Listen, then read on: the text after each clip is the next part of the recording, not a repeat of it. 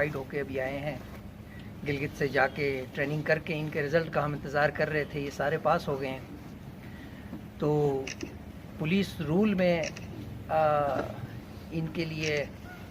جو ہے وہ پروویژن ہے کہ جو لوور کوالیفائڈ جو ہمارے کانسٹیبلز ہوتے ہیں وہ جو ہے سی لسٹ پہ آ جاتے ہیں، اور اس کے ساتھ ہی وہ سلیکشن گریڈ کانسٹیبل کے رینک ان کو دیے جاتے ہیں۔ تو اس سلسلے میں ہم لوگوں نے اس کا پروسیس کر لیا، اور ڈیو پروسیس کمپلیٹ ہونے کے بعد، اور میں اس بات سے بھی نہیں اتفاق کرتا کہ ہم نے کوئی مہربانی کی ہے، مہربانی والی بات نہیں ہے۔ میں ایس پی ہوں تو میں ایس پی کا رینک پہنوں گا، اور اگر کوئی لوور کوالیفائڈ کانسٹیبل ہے تو وہ اس کا رینک ہے، اس کا حق ہے یہ جو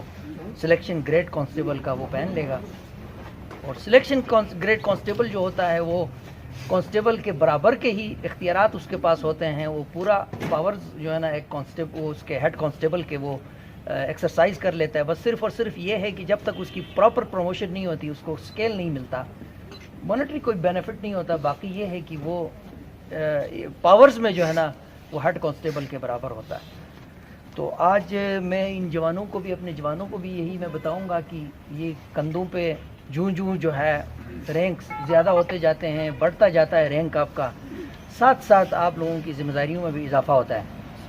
آپ ابھی تک جو ہے وہ آپ کا کہیں چوکی میں، تھانے میں، کہیں بھی آپ نے کام کیا ہے تو